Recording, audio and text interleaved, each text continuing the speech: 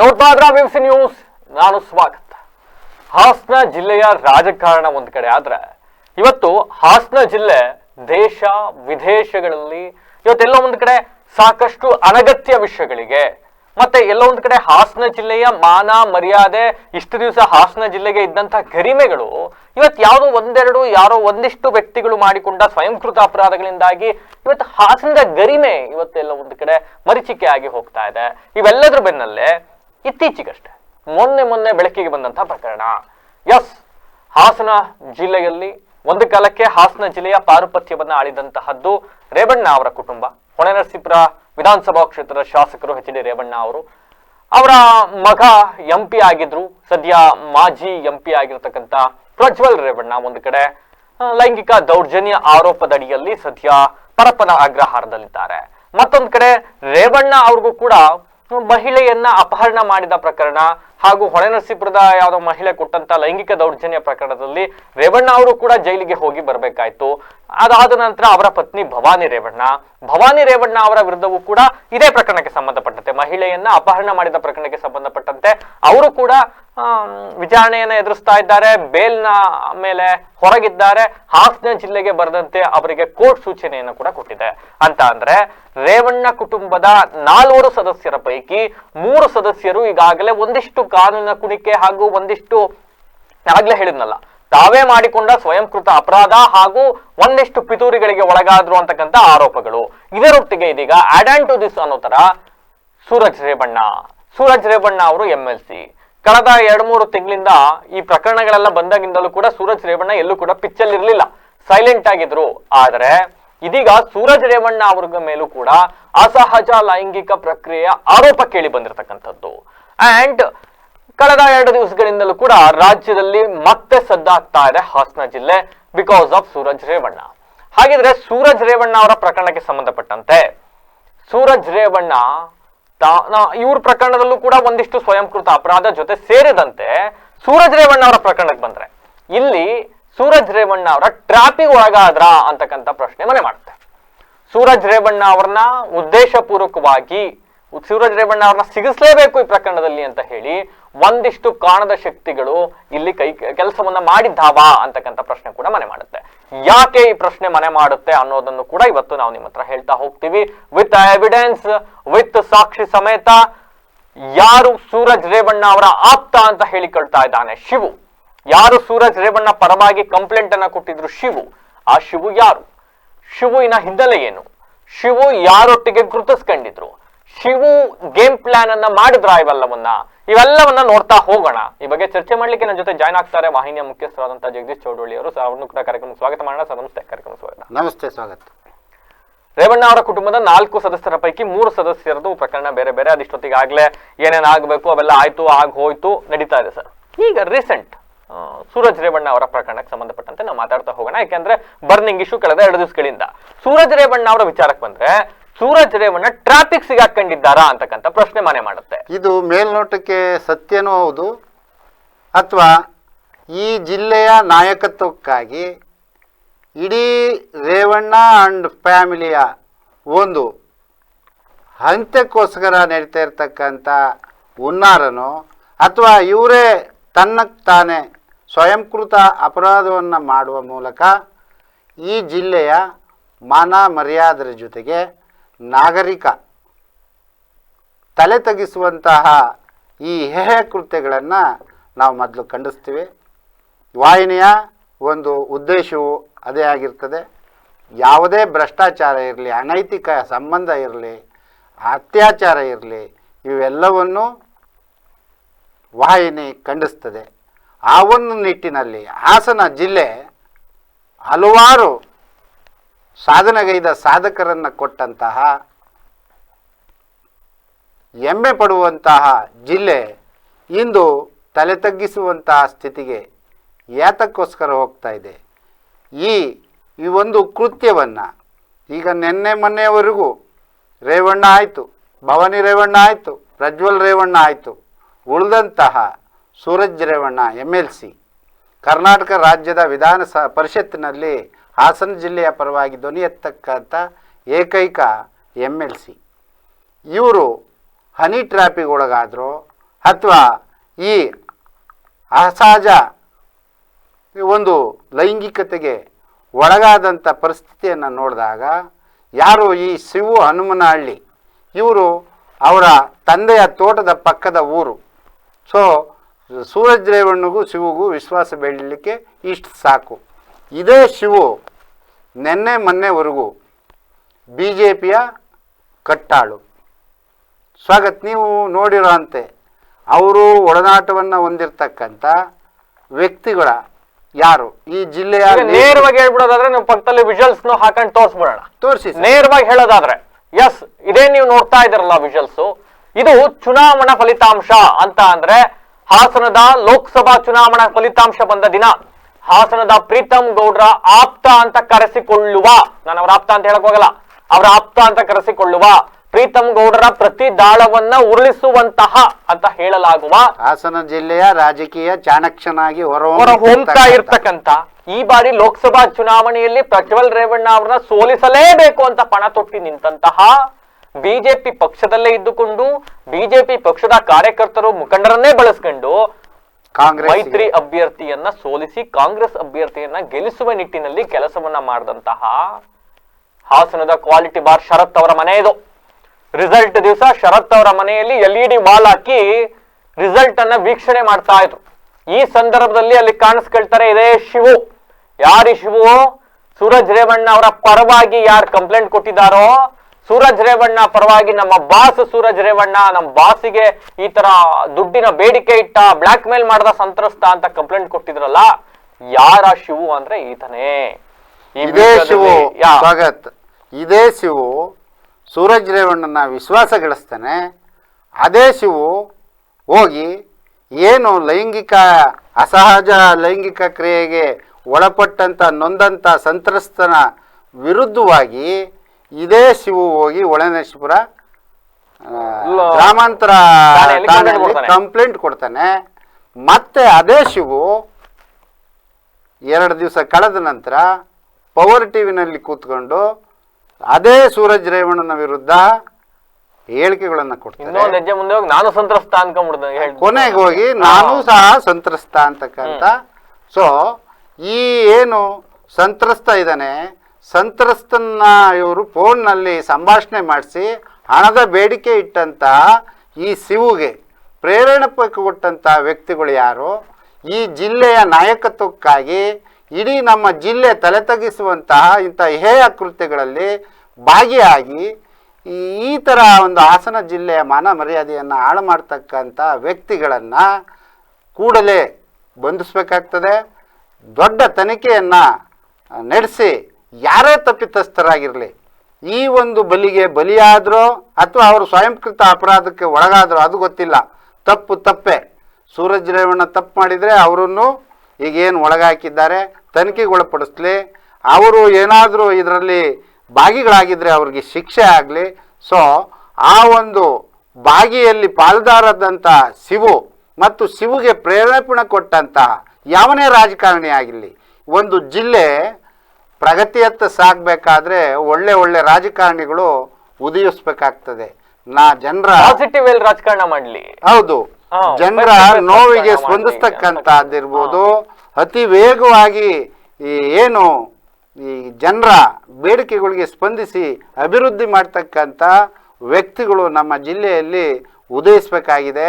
ಈಗ ಮಾಡಿದ ವ್ಯಕ್ತಿಗಳನ್ನು ಅವರು ತುಳಿತಕ್ಕೆ ಒಳಗಾಗಿದ್ದಾರೋ ಅಥವಾ ಅವರು ಸ್ವಯಂಕೃತ ಅಪರಾಧ ಮಾಡಿದ್ದಾರೋ ಅದು ಮುಂದೆ ನ್ಯಾಯಾಂಗ ತೀರ್ಮಾನ ಮಾಡ್ತದೆ. ಆದರೆ ಬರುವ ದಿನಮಾನಗಳಲ್ಲಿ ಹಾಸನ ಜಿಲ್ಲೆಯನ್ನು ವಿಕೃತ ಮನಸ್ಸುಗಳು ಈ ಒಂದು ಇದರಲ್ಲಿ ಭಾಗಿಯಾಗುವ ಮೂಲಕ ಭಾಗಿಯಾಗಲು ಪ್ರೇರಣೆ ಕೊಟ್ಟಂತಹ ವ್ಯಕ್ತಿಗಳಿಗೆ ಸೂಕ್ತ ತನಿಖೆ ಆಗಬೇಕು, ಬಂಧಿಸಬೇಕು. ಈ ಜಿಲ್ಲೆಗೆ ಆಗ್ತಕ್ಕಂತಹ ಒಂದು ದೊಡ್ಡ ಅನ್ಯಾಯವನ್ನು, ಘೋರ ಸತ್ಯವನ್ನು ಹೊರ ಎಳಿಲೇಬೇಕು ಅಂತ ಜನರ ಆಗ್ರಹ. ಶಿವು ಯಾರ ಮನೆಯಲ್ಲಿ ಕಾಣಿಸ್ಕೊಂಡಿದ್ದಾನೆ, ಯಾವ ಕ್ವಾಲಿಟಿ ಬಾರ್ ಶರತ್ ಇದ್ದಾರೆ, ಇವರು ಕಳೆದ ಪ್ರಜ್ವಲ್ ರೇವಣ್ಣ ಪ್ರಕರಣದಲ್ಲಿ ಪೆನ್ ಡ್ರೈವ್ ವಿತರಣೆ ಆರೋಪದಲ್ಲೂ ಕೂಡ ಆರೋಪಿ ಇವರು. ಹೌದು. ಬಟ್ ಇವತ್ತಿನವರೆಗೂ ಕೂಡ ಕ್ವಾಲಿಟಿ ಬಾರ್ ಶರತ್ ಅವರ ಬಂಧನ ಆಗಲಿಲ್ಲ. ಕ್ವಾಲಿಟಿ ಬಾರ್ ಅವರ ವಿಚಾರಣೆ, ಶರತ್ ಅವರ ವಿಚಾರಣೆ ಆಗಲಿಲ್ಲ. ಹೈಕೋರ್ಟಿಗೆ ಹೋಗ್ತಾರೆ, ನನಗೆ ಬೇಲ್ ಬೇಕು ಅಂತ. ಫಸ್ಟ್ ಹಾಸನದಲ್ಲಿ ಹೋಗ್ತಾರೆ, ಹಾಸನದಲ್ಲಿ ರಿಜೆಕ್ಟ್ ಆಗುತ್ತೆ, ಬೇಲ್ ಕೊಡಲ್ಲ. ಕೊನೆಗೆ ಹೈಕೋರ್ಟ್ಗೆ ಹೋಗ್ತಾರೆ, ಹೈಕೋರ್ಟ್ ಹೇಳುತ್ತೆ ಪೆನ್ ಡ್ರೈವ್ ಹಂಚಿರ್ತಕ್ಕಂಥದ್ದು ಅತಿ ದೊಡ್ಡ ಅಪರಾಧ, ಇದಕ್ಕೆ ಬೇಲ್ ಕೊಡಕ್ಕಾಗಲ್ಲ. ಅಷ್ಟಾದ್ರೂ ಕೂಡ ಇವತ್ತವರೆಗೂ ಈ ಕ್ವಾಲಿಟಿ ಬಸ್ ಶರ್ತವ್ರನ್ನ ಟಚ್ ಮಾಡಲ್ಲ. ಅದಕ್ಕೆ ಟಚ್ ಮಾಡಕ್ಕೂ ಆಗಲ್ಲ. ಯಾಕೆ ಅಂತ ಅಂದ್ರೆ ಅವತ್ತು ಪ್ರಜ್ವಲ್ ರೇವಣ್ಣ ಕದ್ದೋಡೋಗ್ಬಿಟ್ಟಿದ್ರಲ್ಲ, ಹಂಗೆ ಇವರು ವಿದೇಶಕ್ಕೆ ಹೋಗ್ಬಿಟ್ಟಿದ್ದಾರೆ. ಈಗ ಅವರು ಯಾವ ದೇಶಕ್ಕೆ ಹೋದ್ರು ಈ ದೇಶದ ಕಾನೂನು ಅಡಿಯಲ್ಲಿ ಅವರು ಎಲ್ಲೇ ಯಾವುದೇ ಅಡಗಿದ್ರು ಸಹ ಹೊರ್ತರ್ತಕ್ಕಂಥ ಎಲ್ಲ ವಿಧಾನಗಳು ಇದ್ದಾವೆ. ಆದರೆ ಈ ಒಂದು ಪ್ರಕರಣದಲ್ಲಿ ಸರ್ಕಾರ ಹಸ್ತಕ್ಷೇಪ ಮಾಡದಲೇ ನ್ಯಾಯಯುತವಾದಂತಹ ಇದು ಹೇಳಿ ಕೇಳಿ ರಾಜಕೀಯ ಇಂದು ನಿತ್ತ ನೀರಲ್ಲ, ಅದು ಸದಾ ಚಲನೆಯಲ್ಲಿರ್ತದೆ. ಇವತ್ತು ಇವರು ಇರ್ಬೋದು, ನಾಳೆ ಮತ್ತೆ ಅವರೇ ಬರ್ಬೋದು, ಅಥವಾ ಇನ್ನೊಬ್ಬ ಬರ್ಬೋದು. ಇದು ದ್ವೇಷದ ರಾಜಕೀಯ ಕೊನೆ ಇರೋದಿಲ್ಲ. ಇದಕ್ಕೆ ಇತಿಶ್ರೀ ಆಡಿ ಈ ಜಿಲ್ಲೆ ಹೇಳಿ ಕೇಳಿ ದೇವೇಗೌಡರ ತವರು, ದೇವೇಗೌಡರು ಈ ದೇಶದ ಪ್ರಧಾನಿ ಆದಂಥವರು, ಇಲ್ಲಿ ಇಸ್ರೋ ಅಧ್ಯಕ್ಷಗಳಾಗಿದ್ದಾರೆ, ದೊಡ್ಡ ದೊಡ್ಡ ವಿಜ್ಞಾನಿಗಳಾಗಿದ್ದಾರೆ, ಸಾಧಕರ ಪಟ್ಟಿಯೇ ಇಲ್ಲಿ ನೂರಾರು ಜನ ಸಾಧನೆಗೈದ ಸಾಧಕರಿದ್ದಾರೆ. ಇಂಥ ಸಾಧಕರು ಇರ್ತಕ್ಕಂಥ ಈ ಜಿಲ್ಲೆಯ ಯಾರೋ ಇಬ್ರು ಮಾಡಿರೋ ತಪ್ಪಿಗೆ ಇಡೀ ಜಿಲ್ಲೆನ ಇಡೀ ರಾಷ್ಟ್ರ ಮಟ್ಟದಲ್ಲಿ ಅಂತಾರಾಷ್ಟ್ರೀಯ ಮಟ್ಟದಲ್ಲಿ ಒಂದು ಕೆಟ್ಟ ದೃಷ್ಟಿಯನ್ನ ಬೀರ್ತಕ್ಕಂಥದ್ದು ನುಂಗಲಾರದಂತಹ ಒಂದು ದೊಡ್ಡ ಹೇಯ ಕೃತ್ಯ. ಈ ಕೃತ್ಯಕ್ಕೆ ಸರ್ಕಾರ ಯಾವುದೇ ಮುಲಾಜಿಗೆ ಒಳಗಾಗದಲ್ಲಿ ನಿಷ್ಪಕ್ಷಪಾತವಾಗಿ ತನಿಖೆಯನ್ನ ಮಾಡಬೇಕು. ಇಲ್ಲ ಅಂದ್ರೆ ಇಡೀ ರಾಜ್ಯದಲ್ಲಿ ಕೂಗು. ಒಂದ್ ಪಾರ್ಟ್ ಸರ್, ಇದು ಸರ್ಕಾರ ಇವ್ರ ಮೇಲೆ ಕ್ರಮ ತಗೋಬೇಕು. ಪ್ರಜ್ವಲ್ ರೇವಣ್ಣ ವಿಚಾರದಲ್ಲಿ ಪೆನ್ ಡ್ರೈವ್ ಹಂಚಿದರ ವಿರುದ್ಧ ಕ್ರಮ ತಗೋಬೇಕು. ಇವತ್ತವರೆಗೂ ಆ ಬಗ್ಗೆ ತನಿಖೆನ ಮಾಡ್ಲೇ ಇಲ್ಲ ಇವರು. ಆ ಆಂಗಲ್ ಅಲ್ಲಿ ಇವ್ರು ನೋಡ್ತಾನೆ ಇಲ್ಲ ಪೆನ್ ಡ್ರೈವ್ ಹಂಚಿದವ್ರ ವಿಚಾರಕ್ಕೆ ಸಂಬಂಧಪಟ್ಟ. ರೇವಣ್ಣ ಫ್ಯಾಮಿಲಿನ ಎಳ್ಕೋಬೇಕು, ಕೇಸ್ ಕೊಟ್ಟು ಮಾರನೇ ದಿವಸಕ್ಕೆ ಇವ್ರನ್ನ ಬಂಧಿಸ್ಬೇಕು, ಹಾಗೆ ಅವ್ರನ್ನ ತನಿಖೆ ಎದುರಿಸ್ಬೇಕು. ಅದೇ ರೀತಿ ಇವ್ರ ಆಪೋಸಿಟ್ ಕೊಟ್ಟವ್ರನ್ನು ತನಿಖೆಗೆ ಒಳಪಡಿಸಿ ಹೈಕೋರ್ಟ್ ನೇರವಾಗಿ ಹೇಳ್ತದೆ ಸರ್. ಯಾರು ಈ ಕ್ವಾಲಿಟಿ ಬಾರ್ ಶರತ್ ಅವರು ಬೇಲ್ಗೆ ಹೋದ ಸಂದರ್ಭದಲ್ಲಿ ಪೆನ್ ಡ್ರೈವ್ ಹಂಚೋದು ಕೂಡ ಮಹಾ ಅಪರಾಧ. ಇವ್ರೇನ್ ನಡೆದಿದೆ ಈ ಕೃತ್ಯ, ಪೆನ್ ಡ್ರೈವ್ ಹಂಚಿರ್ತಕ್ಕಂಥದ್ದು ಮಹಿಳೆಯರ ಮಾನ ಮರ್ಯಾದೆಯನ್ನ ನಡುರಸ್ತೆಯಲ್ಲಿ ಬೆತ್ತಲು ಮಾಡಿರ್ತಕ್ಕಂಥ ಈ ಪ್ರಕರಣ ಏನಿದೆ, ಇದು ಕೂಡ ಅತ್ಯಂತ ಹೇಯ ಕೃತ್ಯ ಅಂತ ಹೈಕೋರ್ಟ್ ಹೇಳ್ತು. ನಾವ್ ಹೇಳ್ತಿರೋದಲ್ಲ ಇದು. ಬಟ್ ಸ್ಟಿಲ್ ಪೆನ್ ಡ್ರೈವ್ ವಿಚಾರಕ್ಕೆ ಸಂಬಂಧಪಟ್ಟಂತೆ ಇವತ್ತವರೆಗೂ ಕೂಡ ಯಾವುದೇ ತನಿಖೆ ಅನ್ನೋದು ನನಗೆ ಕಾಣಿಸ್ತಾ ಇಲ್ಲ. ಬಿಕಾಸ್ ಪ್ರಕರಣದ A1 ಆರೋಪಿ ಅಂತ ಕರ್ಸ್ಕೊಳ್ತಕ್ಕಂಥ ಕಾರ್ತಿಕ್ ಇವತ್ತವರೆಗೂ ಕೂಡ ಹಾಸನದ ಸಂಸದರು ಮನೇಲೇ ಇರ್ತಾರೆ. ಅಲ್ಲ, ಅವನು ರಾಜಾರೋಷವಾಗಿ ಕುಣಿತಾ ಇದ್ದಾನೆ, ಪಟಾಕಿ ಹಾರಿಸ್ತಾ ಇದ್ದಾನೆ, ಈ ಸಂತೋಷಗಳಲ್ಲಿ ಎಲ್ಲ ಭಾಗಿಯಾಗ್ತಾ ಇದ್ದಾನೆ. ಆದರೆ ಅವನ್ನ ಇತ್ತೀಚೆಗೆ ಬಂಧನ ಮಾಡಿದ್ರು. ಅದೇನಾಯ್ತು ಅವನ ಕತೆ ಅನ್ನೋದು ಇದುವರೆಗೂ ಅದು ಬಂಧನ ಅನ್ನೋ ಒಂದು ಡ್ರಾಮಾ ಅಂತಕ್ಕಂಥ ಮಾಹಿತಿ ನನಗೆ ಬಂತ್ರಪ್ಪ. ಯಾಕೆಂದ್ರೆ ಬಂಧನ ಮಾಡಿದ ನೆಕ್ಸ್ಟ್ ಡೇನೆ ಅವ್ರ ಸಂಸದರು ಮನೇಲಿ ಇದ್ರಂತೆ. ಮಾಹಿತಿ ಇದು ಜನರ ಕಣ್ರಿಗೆ ಬಂಧಿಸಿ ಮಾರನೇ ಬೆಳಗ್ಗೆ ಅವ್ರನ್ನ ಬಿಟ್ಟು ಸಂಸದ್ರ ಮನೇಲಿ ಅವರು ವಾಸ ಮಾಡ್ತಾರೆ ಅನ್ನೋದೇ. ಆದ್ರೆ ಸರ್ಕಾರ ಯಾವ ಮಟ್ಟಿನಲ್ಲಿ ಕೆಲಸ ಮಾಡ್ತಾ ಇದೆ ಅಂದ್ರೆ ನಾನು ಹೇಳ್ತಿರೋದು ಇದನ್ನ ಪರಿಗಣನೆಗೆ ತಗೊಂಡಿಲ್ಲ. ಪೆನ್ ಡ್ರೈವ್ ಹಂಚಿರೋ ವಿಚಾರನ ಪರಿಗಣನೆಗೆ ತಗೊಳ್ತಾ ಇಲ್ಲ. ಜನರು ವಿರೋಧ ಪಕ್ಷಗಳು ಕೇಳ್ತಕ್ಕಂತಹದ್ದು ಸರಿ ಅಂತ ಕಾಣಿಸುತ್ತೆ. ಈಗ ಏನು CID ಇರ್ಬೋದು, SIT ಇರ್ಬೋದು, ಇದ್ರ ಮೇಲೆ ನಮಗೆ ನಂಬಿಕೆ ಇಲ್ಲ. ಇದು CBI ತನಿಖೆ ಆಗ್ಬೇಕು, ನಿಜವಾದ ಸತ್ಯ ಹೊರಗೆ ಬರಬೇಕು ಅಂತ ಅಂದ್ರೆ ನಿಷ್ಪಕ್ಷಪಾತವಾಗಿ ಕೆಲಸ ಆಗ್ಬೇಕು ಅಂದ್ರೆ ನಿವೃತ್ತ ಏನು ನ್ಯಾಯಾಧೀಶರಿದ್ದಾರೆ ಅವ್ರನ್ನ ಒಳಗೊಂಡಂತ ಸಮಿತಿಯನ್ನ ರಚನೆ ಮಾಡಿ ಈ ಒಂದು ಹಾಸನ ಜಿಲ್ಲೆಗೆ ಅಂಟಿಕೊಂಡಿರ್ತಕ್ಕಂಥ ಕಳಂಕವನ್ನ ನಿವಾರಣೆ ಮಾಡ್ಕೋಬೇಕು ಅಂತಕ್ಕಂಥದ್ದು ನಮ್ಮ ವಾಹಿನಿಯ ಉದ್ದೇಶ. ಮತ್ತೆ ಇನ್ನೊಂದ್ ಕಡೆ ಏನಾಗುತ್ತೆ, JDSಗೆ ಯಾಕೆ ಈ ವಿಚಾರದಲ್ಲಿ ಅವರು ಕೂಡ ಧ್ವನಿ ಎತ್ತಾ ಇಲ್ಲ ಅಂತ ನಾವು ನೋಡಕ್ ಹೋದ್ರೆ ಸರ್, ನಾನೀಗ ಕಾಣತ್ತಾರ ನನ್ಗೆ ಅನ್ಸೋದು ಈ ಪ್ರಕರಣದಲ್ಲಿ BJPಯ ಮುಖಂಡರುಗಳೇ ಜಾಸ್ತಿ ಕಾಣಿಸ್ಕೊಳ್ತಾರೆ ನಮಗಿಲ್ಲಿ. ಅಲ್ಲ, ಇಲ್ಲಿ ಹಾಸನ ಒಂದ್ ಕಡೆ ಇವತ್ತಿನ ದಿವಸಕ್ಕೆ ನಾವು ನೋಡಿದಂತೆ ಕುಮಾರಸ್ವಾಮಿ ಅವರು BJPಯ ಸಂಸದರಿಗಿಂತ JDS ನಿಂದ ಗೆದ್ದೋಗಿರೋ ಕುಮಾರಸ್ವಾಮಿ ಅವರು ಮೋದಿ ಅವರ ಆಪ್ತರಾಗಿ ಕಾಣಿಸ್ಕೊಳ್ತಾರೆ, ಮುಂಚೂಣಿಯಲ್ಲಿ ಕಾಣಿಸ್ಕೊಳ್ತಾರೆ. ನಾನು ಸ್ವೇರಿಂಗ್ಸ್ ಅನ್ನ ಬನ್ನಿ ನೋಡ್ತಾ ಇದ್ದೆ ಸಂಸದರಾಗಿ. ದೊಡ್ಡ ದೊಡ್ಡ ನಾಯಕರುಗಳಿಗಿಂತ ಮುಂಚೆ ಕುಮಾರಸ್ವಾಮಿ ಅವರು ಅಲ್ಲಿ ಸಂಸದರಾಗಿ ಪ್ರಮಾಣ ವಚನ ತಗೊಳ್ತಾರೆ. ಅಂತಂದ್ರೆ ಮೋದಿ ಅವರೊಟ್ಟಿಗೆ ಅವ್ರು ಅಷ್ಟು ವಿಶ್ವಾಸ ಇಟ್ಕೊಂಡಿದ್ದಾರೆ. ಅಲ್ಲ, ಈಗ ರಾಜ್ಯ BJPಯ ನಾಯಕರಿಗೆ ಕುಮಾರಸ್ವಾಮಿ ಅವರು ಮೈತ್ರಿ ಧರ್ಮದಲ್ಲಿ ಮಂತ್ರಿಯಾಗಿ ಅವರು ರಾರಾಜಿಸ್ತಿರ್ತಕ್ಕಂಥದ್ದು, ಅವರು ಪಡೆದಿರ್ತಕ್ಕಂಥ ಹುದ್ದೆಯನ್ನ ಅರ್ಗಿಸ್ಕೊಳ್ಳಕ್ ಆಗದಲ್ಲೇ ಹಾಸನ ಜಿಲ್ಲೆಯ ನಾಯಕರು, BJP ನಾಯಕರು JDSನವ್ರ ಮೇಲೆ ಸೇಡನ್ನ ತೀರ್ಸ್ಕೋಬೇಕು ಅಂತಕ್ಕಂಥ ಈ ರೀತಿಯ ಮನೋಭಾವನೆಯನ್ನು ಇಟ್ಕೊಂಡಿದ್ರೆ ಇದು ಖಂಡನೀಯ. ಆದರೆ ಸರ್ಕಾರನೂ ಸಹ ಇವರೊಟ್ಟಿಗೆ ಕೈ ಜೋಡಿಸಿ ಈ ಥರದ ಒಂದು, ಯಾಕೆ ಅಂತಂದರೆ ಸರ್ಕಾರ ಅಂತ ಅಂದರೆ ಜನರಿಂದ ಆಯ್ಕೆ ಆಗಿರೋದು, ಜನಗೋಸ್ಕರ ಇರ್ತಕ್ಕಂಥದ್ದು, ಜನರಿಂದಲೇ ಆಯ್ಕೆ ಆಗಿರ್ತಕ್ಕಂಥ ಸರ್ಕಾರ ಜನರಿಗಾಗಿ ಅವರು ಯಾವತ್ತೂ ಸದಾ ಮಿಡಿಬೇಕು. ಸರ್ಕಾರದ ಜನಪ್ರತಿನಿಧಿಗಳು ಪ್ರಭುಗಳಲ್ಲ, ಅವರು ನಮ್ಮ ಸೇವಕರು ಅಂತಕ್ಕಂಥದ್ದು ಮತದಾರರ ಮನದಲ್ಲಿ ಸದಾ ಇರ್ತದೆ. ಯಾವತ್ತಿದ್ರೂ ಪ್ರಜಾಪ್ರತಿನಿಧಿಯ ಪ್ರಭು ಮತದಾರನೇ ಹೊರತು ಜನಪ್ರತಿನಿಧಿ ಅಲ್ಲ. ಇವೆಲ್ಲವನ್ನು ಗಮನದಲ್ಲಿಟ್ಕೊಂಡು 5 ವರ್ಷಕ್ಕೊಮ್ಮೆ ಬದಲಾವಣೆ ಕಾಣ್ತಕ್ಕಂಥ ಸರ್ಕಾರಗಳು ನಿಷ್ಪಕ್ಷಪಾತವಾಗಿ ನಡೆದುಕೊಳ್ಳಬೇಕು, ಖಡಕ್ಕಾಗಿ ಇರಬೇಕು. ಇದು ಜೀವಮಾನದ ಒಂದು ಕೊನೆಯವರೆಗೂ ಅಧ್ಯಾಯ ಪುಟಗಳಲ್ಲಿ ಅದು ಹಚ್ಚಳಿ ಅಂತಕ್ಕಂಥ ಕೆಲಸ ಮಾಡಬೇಕು. ಈಗ ನನಗೆ ಸರ್ ಹಾಸನ ವಿಚಾರಕ್ಕೆ ಬಂದಾಗ, ಹಾಸನ ಜಿಲ್ಲೆ ವಿಚಾರಕ್ಕೆ ಬಂದ್ರೆ ಇಲ್ಲಿ ಜೆಡಿಎಸ್ನ ಈ ಒಂದು ಅಂದ್ರೆ ಜೆಡಿಎಸ್ ಅನ್ನೋದಕ್ಕಿಂತ ಹಾಸನ ಜಿಲ್ಲೆಯಲ್ಲಿ ರೇವಣ್ಣ ಅವರ ಕುಟುಂಬದ ಒಂದು ಅಂಧ ಪತನ ಕಾರಣ ಆಗ್ತಾ ಇರ್ತಕ್ಕಂಥದ್ದು ಕಾಂಗ್ರೆಸ್ ಬಿಜೆಪಿ ನಾನು ಪ್ರಶ್ನೆ ಮಾಡುತ್ತೆ. ಇಲ್ಲಿ ಕಾಂಗ್ರೆಸ್ ಬಿಜೆಪಿ ಇಬ್ರು ಒಟ್ಟಿಗೆ ಸೇರಿ ಏನಾದರೂ ರೇವಣ್ಣ ಅವ್ರನ್ನ ಹೆಣದ್ರ ಅಥವಾ ರೇವಣ್ಣ ಅಥವಾ ಫ್ಯಾಮಿಲಿ ಇರ್ಬೋದು, ಮಕ್ಕಳಿರ್ಬೋದು, ಇವರ ಸ್ವಯಂಕೃತ ಅಪರಾಧನ ಇದು ಚರ್ಚಿತ ವಿಷಯ. ಆದರೆ ಈಗ ಎಲ್ಲ ನ್ಯಾಯಾಂಗದೊಳಗಿದೆ, ಬಂಧಿತರಾಗಿದ್ದಾರೆ. ಕಾನೂನಿನ ಚೌಕಟ್ಟಿನಲ್ಲಿ ಸತ್ಯ ಹೊರಬರಲಿ. ರೇವಣ್ಣನ ಫ್ಯಾಮಿಲಿ ಆಗಿರ್ಬೋದು, ರೇವಣ್ಣನ ಮಕ್ಕಳಾಗಿರ್ಬೋದು, ರೇವಣ್ಣೆ ಆಗಿರ್ಬೋದು, ತಪ್ಪು ಮಾಡಿದರೆ ಅವರು ಶಿಕ್ಷೆ ಅನುಭವಿಸ್ಲಿ. ಆದರೆ ಈ ಒಂದು ಅವರ ಸ್ವಯಂಕೃತ ಅಪರಾಧವನ್ನು ಜಗತ್ತಿಗೆ ಜಾಹೀರಾತು ಮಾಡುವ ಮೂಲಕ ಇಡೀ ಜಿಲ್ಲೆಯ ಹೆಣ್ಣು ಮಕ್ಕಳ ಮಾನ ಮರ್ಯಾದೆಯನ್ನು ಹಾಳು ಮಾಡಿ ಅವರು ಸಂತ್ರಸ್ತರೋ ಅಥವಾ ಅಸಂತ್ರಸ್ತರೋ ಈ ಒಂದು ಎಲ್ಲರ ವಿಕೃತ ಮನಸ್ಸುಗಳನ್ನು ಏನು ಜಿಲ್ಲೆಯ ಜನತಾ ನ್ಯಾಯಾಲಯ ಮುಂದಿನ ದಿವಸಗಳಲ್ಲಿ ಅವರಿಗೆ ತೀರ್ಪನ್ನು ನೀಡ್ತದೆ. ಆದರೆ ಸರ್ಕಾರ, ನ್ಯಾಯಾಂಗ, ತನಿಖಾ ಅಧಿಕಾರಿಗಳು ಒಂದು ವ್ಯವಸ್ಥಿತ ದಾರಿಯಲ್ಲಿ ತೆಗೆದುಕೊಂಡು ಈ ಒಂದು ಸತ್ಯಾಸತ್ಯತೆಯನ್ನು ಹೊರತರಲಿ ಅಂತಕ್ಕಂಥದ್ದು ನಮ್ಮ ಅಭಿಪ್ರಾಯ. ಎಸ್, ಒಟ್ಟಿನಲ್ಲಿ ಹಾಸನ ಜಿಲ್ಲೆಯ ವಿಚಾರಕ್ಕೆ ಬಂತ ಅಂದ್ರೆ ಒಂದು ಕಡೆ ಇಡೀ ದೇಶದ ಮಟ್ಟದಲ್ಲಿ ಹೈಕಮಾಂಡ್ ಲೆವೆಲ್ ನಲ್ಲಿ ಜೆಡಿಎಸ್ ಬಿಜೆಪಿ ಮೈತ್ರಿಯನ್ನ ಮಾಡ್ಕೊಂಡಿದೆ. ಅಂಡ್ ಕುಮಾರಸ್ವಾಮಿ ಅವರಿಗೆ ಮೈತ್ರಿ ಧರ್ಮದಂತೆ 2 ಸೀಟ್ ತಗೊಂಡ್ರು ಕೂಡ ಸಚಿವ ಸ್ಥಾನ ಕೊಟ್ಟಿದ್ದಾರೆ. ಇಡೀ ರಾಜ್ಯದಲ್ಲಿ ಅವ್ರಿಗೊಂದು ವಿಶೇಷ ಸ್ಥಾನಮಾನ ಸಿಕ್ಕಂತಾಗಿದೆ ಜೆಡಿಎಸ್ಗೆ. ಇದರ ಬೆನ್ನಲ್ಲೇ ಇದೀಗ ಹಾಸನ ಜಿಲ್ಲೆಯ ಒಂದು ವಿಚಾರ ಎಲ್ಲ ಒಂದು ಕಡೆ ಜೆಡಿಎಸ್ಗೆ ಹೊಡೆತವನ್ನ ನೀಡದಲ್ಲೇ ಇರಬಹುದು. ಇದರ ಜೊತೆಗೆ ಹಾಸನ ಜಿಲ್ಲೆಯಲ್ಲಿ ಜೆಡಿಎಸ್ಗೆ ಕಾಂಗ್ರೆಸ್ ವಿರೋಧಿ ಆಗಿದ್ರೆ ಮೈತ್ರಿ ಪಕ್ಷ ಆಗಿರ್ತಕ್ಕಂಥ ಬಿಜೆಪಿ ನಾಯಕರು ಕೂಡ ಕೆಲವೊಂದಿಷ್ಟು ಜನ ವಿರೋಧವನ್ನು ವ್ಯಕ್ತಪಡಿಸಿ ಈ ರೀತಿ ಕುತಂತ್ರಗಳನ್ನ ಮಾಡ್ತಾ ಇದ್ದಾರೆ ಅಂತಕ್ಕಂಥ ಆರೋಪಗಳು ಕೇಳಿ ಬರ್ತಾ ಇದೆ. ರಾಜ್ಯದಲ್ಲಿ ಇಡೀ ಬಿಜೆಪಿಯ ದೊಡ್ಡ ನಾಯಕರು ಕುಮಾರಸ್ವಾಮಿ ಅವ್ರ ಜೊತೆ ಒಳ್ಳೆಯ ಸಂಬಂಧವನ್ನು ಹೊಂದಿದ್ದಾರೆ, ಒಳ್ಳೆಯ ಸಖ್ಯವನ್ನು ಬೆಳೆದಿದ್ದಾರೆ. ಆದರೆ ಹಾಸನ ಜಿಲ್ಲೆ ಏಕೆ ಹೊರತಾಗಿದೆ. ಹಾಸನ ಜಿಲ್ಲೆಯ ಬಿಜೆಪಿ ನಾಯಕರನ್ನ ರಾಜ್ಯ ಬಿಜೆಪಿ ನಾಯಕರಾಗಲಿ, ರಾಷ್ಟ್ರ ಬಿಜೆಪಿ ನಾಯಕರಾಗಲಿ ಕೂರಿಸಿ ಈ ಜಿಲ್ಲೆಗೋಸ್ಕರ, ಜಿಲ್ಲೆಯ ಅಭಿವೃದ್ಧಿಗೋಸ್ಕರ, ಜಿಲ್ಲೆಯ ಗೌರವಕ್ಕೋಸ್ಕರ, ಜಿಲ್ಲೆಯ ಅಭಿವೃದ್ಧಿಗೋಸ್ಕರ ಒಟ್ಟು ಮಾಡ್ತಕ್ಕಂಥ ಕೆಲಸವನ್ನು ರಾಜ್ಯ ಬಿಜೆಪಿಯ ಅಧ್ಯಕ್ಷರಾಗಿರಲಿ, ದೊಡ್ಡ ನಾಯಕರಾಗಿರಲಿ, JDSನ ಒಂದು ಹಂದ ಪತನ ಜಿಲ್ಲೆಯಲ್ಲಿ ಆದರೆ ಅವರೂ ಸಹ ಪತನ ಆಗ್ತಾರೆ. ಸೊ ಈ ಪರ ವಿರೋಧ ಎಲ್ಲೂ ಇರಲೇಬೇಕು. ಅವೆರಡೂ ಇದ್ದಾಗ ಅಂಡ್ ಇನ್ನೊಂದು ವಿಶ್ಲೇಷಣೆ ಮಾಡ್ತಾ ಇದ್ರು ಸರ್. ಹೌದು, ಆಯ್ತು, ಈಗ ರೇವಣ್ಣ ಅವ್ರ ಕುಟುಂಬದವ್ರು ಏನೋ ತಪ್ಪು ಮಾಡಿದ್ರೆ ಅದನ್ನ ಮತ್ತೊಬ್ರು ಆ ತಪ್ಪನ್ನ ಸರಿ ಎಂತದ್ದು ಜನರ ಮುಂದಕ್ಕೆ ತರೋದು ತಪ್ಪಲ್ಲ.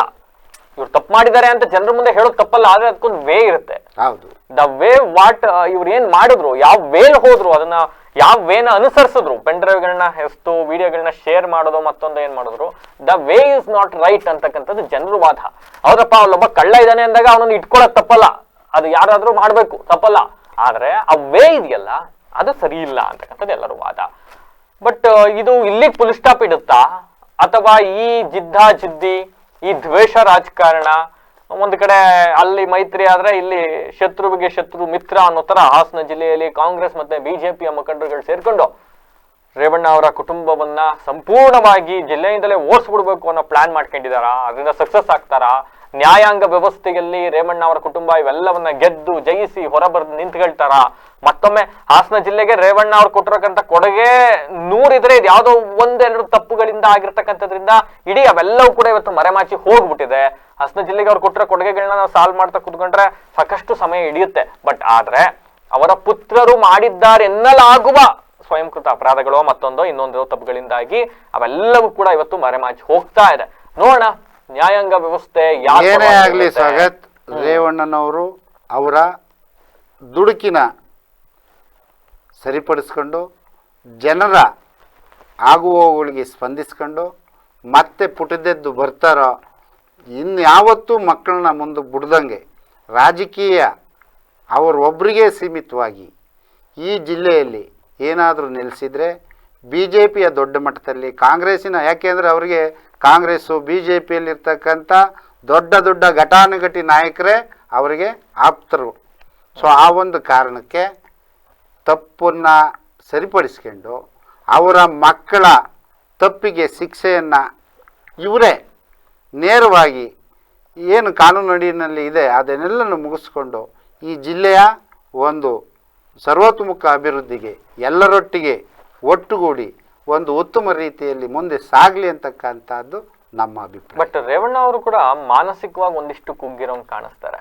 ಯಾಕಂದ್ರೆ ಇವತ್ತರೆಗೂ ಕೂಡ ಕುಗ್ಲೇಬೇಕಲ್ಲ. ಈಗ ಮಕ್ಕಳು ಮಾಡಿದ ತಪ್ಪನ್ನ ಅವರು ಹೊಣೆಗಾರರಾಗ್ಲೇಬೇಕಾಗ್ತದೆ. ಯಾಕೆಂದ್ರೆ ರಾಜಕೀಯಕ್ಕೆ ತಂದವರು ರೇವಣ್ಣ ಅವರೇ ಹೊರತು ಇಡೀ ಜಿಲ್ಲೆ ಜನ ಅಲ್ಲ. ರೇವಣ್ಣ ಅವ್ರ ಮಕ್ಕಳನ್ನ ರಾಜಕೀಯ ಒಂದಿಷ್ಟು ಓಟು ಸೂರಜ್ ಒಂದಿಷ್ಟು ಓಟ್ ಹಾಕಿದ್ರೆ ಅದು ರೇವಣ್ಣ ಅವರು, ದೇವೇಗೌಡರು, ಕುಮಾರಸ್ವಾಮಿ ಅವರು ನೋಡೆ ಇವರು ಮಕ್ಕಳು ವೈಯಕ್ತಿಕ ವರ್ಚಸ್ಸಿಗೆ ಒಂದು ಓಟು ಬಿದ್ದಿಲ್ಲ. ವೈಯಕ್ತಿಕ ವರ್ಚಸ್ಸು ಇಲ್ಲ.